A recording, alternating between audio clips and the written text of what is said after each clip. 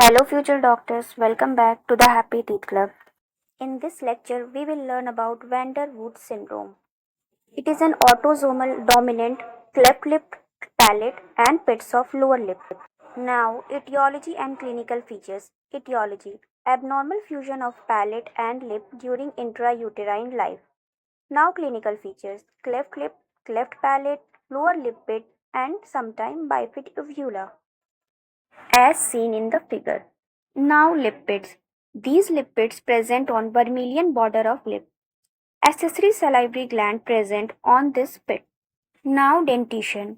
Missing teeth with high arched palate as seen in the figure. An important feature syngnathaia is present. So what is syngnathaia?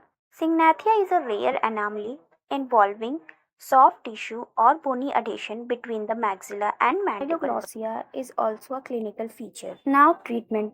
Surgical repair of cleft lip or cleft palate or other anomalies may be required.